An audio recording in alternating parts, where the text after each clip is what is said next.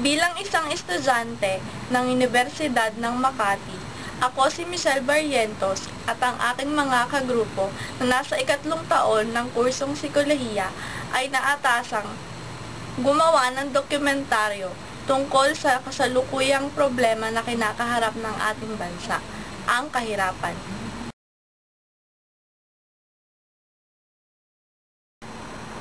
Ano nga ba ang kahirapan? Ang kahirapan ay tumutukoy sa kalagayan o katayuan ng isang tao na hindi kayang tugunan o makapagdulot ng isang payak o basikong pangangailangan, o yung tinatawag nating basic needs. Ano ba yung mga basic needs? Ito yung pang-araw-araw na pagkain, nutrisyon, pangangailangan pangkalusugan, kasuotan at tirahan. Kahirapan na kung saan ay nag-uudyok sa atin upang minsan tayo bumitiw sa hamon ng ating buhay. Nariyan na ang hindi makapag-aral dahil sa kahirapan, walang sariling bahay, pag-aasawa ng maaga, walang permanenteng trabaho at minsan kinakapos pa. Ang kahirapan ay isang pagsubok lamang, ngunit ito'y malalagpasan kung may pagsisikap at pagtsatsaga sa buhay. Tunghayan natin ang kwento ni Ate Esme from Makati City na in-interview ng aking mga kagrupo. Ito ang magsisilbing pangalawang tirahan ni Ate Esme na kung saan dito niya kinukuha ng pangtaguyod sa kanyang pamilya. Tunghayan po natin ang kwento ni Ate Esme. Ate Esme, maaari mo bang sabihin sa amin ang iyong pangalan, kung pangalan? Ako po si Maria Teresa Pilar. Ilang taon na po tayo? 45 years old. Ilan po yung anak mo habang Pito. sa bawat araw-araw natin na pagtitinda mo dito, ilan yung magkano yung monthly income mo? Ay, ano dito, pinaka-pakinabang ko dito, yung pagkain na namin na agahan, sa tanghalian. Bali, kumakain kami rito, nakikinabang dito, labing-isa. Isang tao. Dito na yun, dito ko na lahat kinukuha yun. Tanghalian namin, bawang ng mga bata sa trabaho, almusal. Ate, yung income nyo, magkano po? Yung monthly kinikita nyo? Ano, ito, pinaka 300 lang. 300 everyday. Yun yung minimum minimum iba nyo. Yan. Tapos sa nabanggit mo kasi sa amin na nangungupahan ka. Eh, nangungupahan ako, pinababayad namin doon, 5-6. 5-6. Kasi yung pambayad mo sa 5-6, dito ka rin kumukuha. Eh, paano ate? Siguro naman, hindi naman araw-araw na ganun din lagi yung kita. Stable yung kita natin araw-araw dito. Minsan kinakapos. Paano pag, sa time naman talaga, aminado tayo na kinakapos tayo. Paano kapag hindi sapat yung kita natin dito, saan tayo kumukuha ng pambayad sa 5? Eh, magpapas tayo. Pwede naman magpasyo. Nagdala ka po, Naiintindihan din naman ang mga ibang Opo. Naiintindihan naman din ng mga nagpapangutang yun na hindi lahat ng araw. Nakakapagpapos ka. Pwede ka naman magpa. Nakikiusap ka. Ako na ako. Bukas na lang. Hindi sila nagagalit kapag Nasa na naman yun. Pero na lang kung pagtataguan mo sila.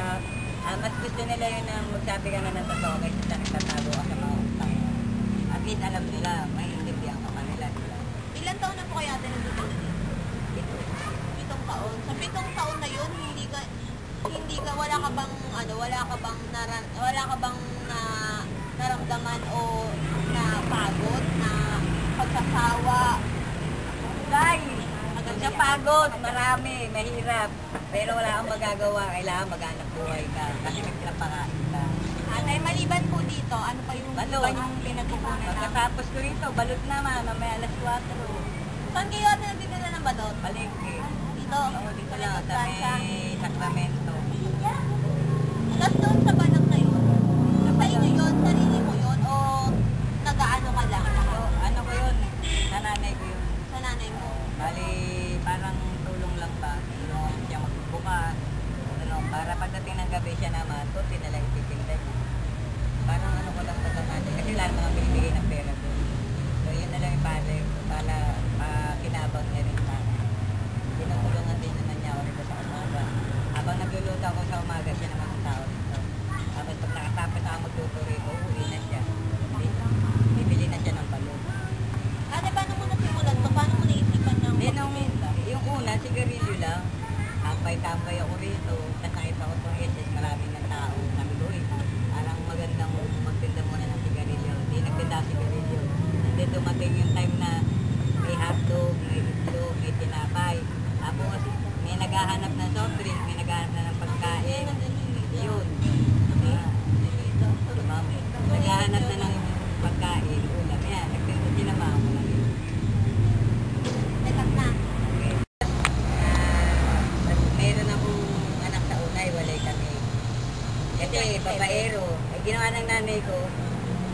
buntis pa lang ako hanggang ngayon, hindi pa nakikita ng una kong asawa yung anak ko.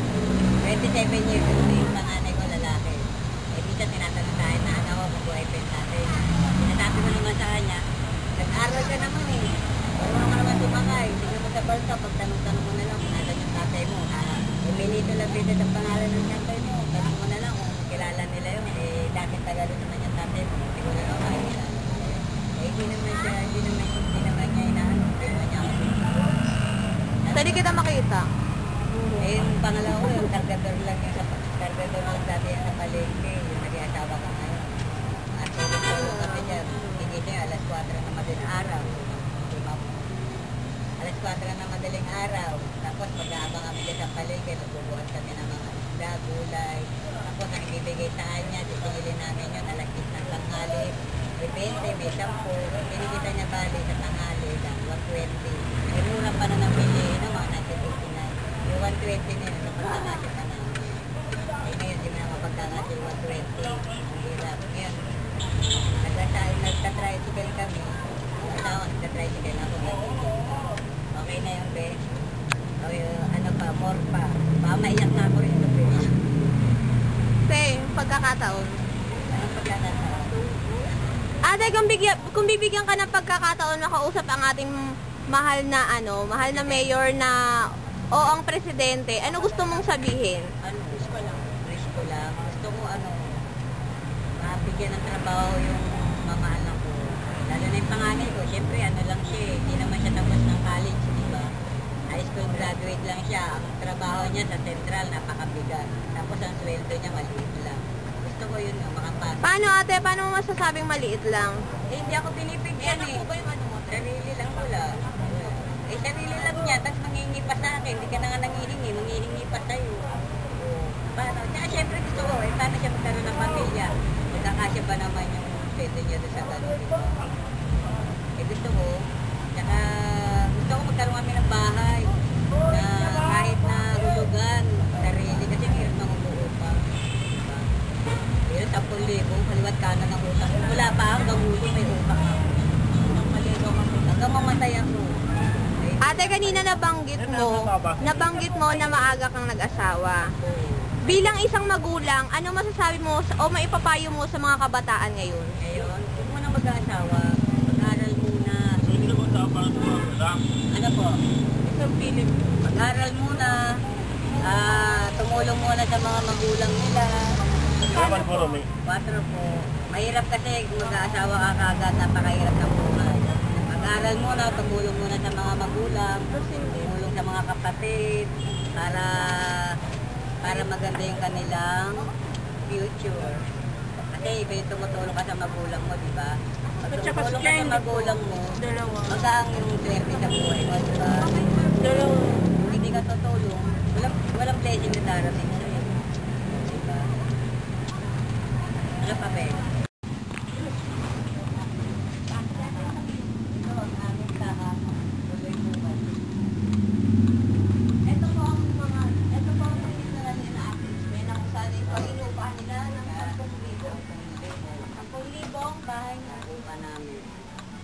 Ito'y napamamagitan lang ng 5C. Nakakaibon pa, kami wala kami Ito ang aking ina. Yun ang natutulog. Mama, mag-artist ka na ako. Ayan. Makikita na ako sa TV. Ito ang aking ina. Ang mahal kong ina. Sigan ko din kayo. Ito ang aming binubuhay. 10,000 buwan-buwan. Makinukuha lang namin sa pamamagitan lang ng 5C.